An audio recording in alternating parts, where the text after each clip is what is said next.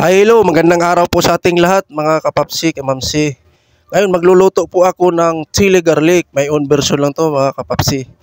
Dahil talagang pangpadagdag sa pangpagana sa kain natin.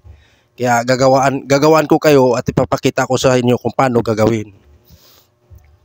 Yan na po mga kapapsi, ang recados natin, hindi mawala yung bawang. Yung bawang depende na sa inyo kung gaano karami ang gagawin nyo. Yung sa akin, hindi ko gaano dinamihan kasi pang ano lang, pang sausawan lang natin ba.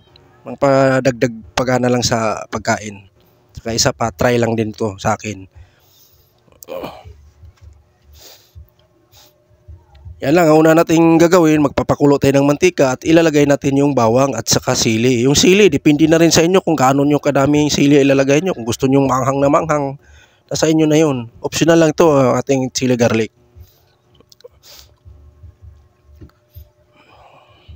Napakadaling gawin lang to mga kapapsi. Basic na basic lang. Yan. Antayin lang natin siya. At saka noted huwag niyong pabayaan na hayaan lang ninyo. Kasi masusunog ng maaga. Kailangan galaw-galawin nyo. Halo-haluin nyo sila minsan-minsan. Huwag niyong i-steady. Kasi mabilis masunog yung bawang natin. Pero yung bawang talaga, masusunog talaga yan. Kaso lang, wag namang maagang masunog. Kasi hindi pa luto yung ating sili at yung mga katas niya hindi pa lumalabas. Kaya galaw-galawin lang nyo. Laluin lang yung paminsan-minsan.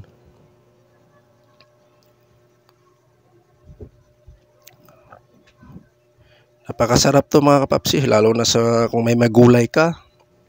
Lalo na kung may adobo kang karne. Yan, pinakamasarap din yan.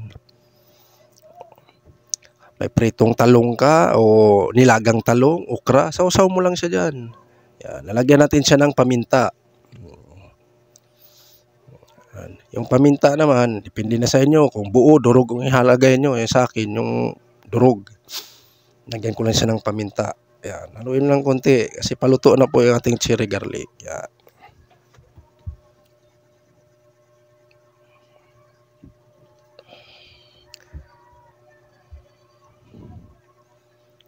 Yan lang po mga kapapsi. At saka yung apoy huwag nyo masyadong lakasan.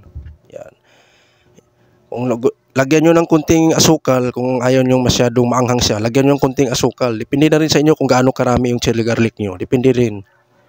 At saka yung apoy huwag masyadong malakas na malakas, lalo na pag ganyan na yung kulay niya, medyo paluto na siya. Hinaan nyo yung apoy.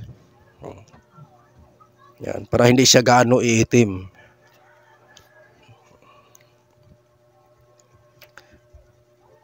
Yan. Lalagay tayo ng kunting suka. Yan. Lagyan mo na siya ng kunting suka. Yan. Tapos haluin lang ninyo. Yan. Yan na yan siya.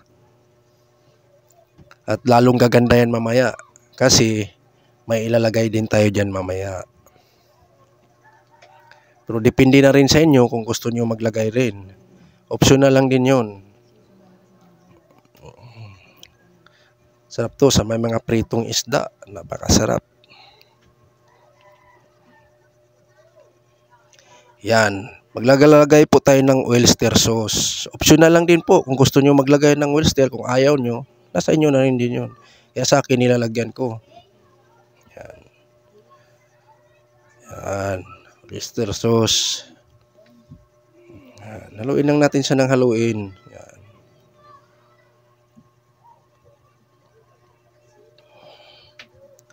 Yan, nakikita na. Lumabas na yung tunay na kulay ng ating oyster sauce. Yung oyster sauce natin, yan, halo na, luto na yan. Yun na po ang ating product. Malapit na po siyang maluluto lahat. Yan, ready to serve na yan. Kaso lang mainit, ay papalamigin natin. At hanggang dito na lang din ako mga kapapsi. Ako po'y makisuyo sa inyo. Paki-like, share, and subscribe na lang.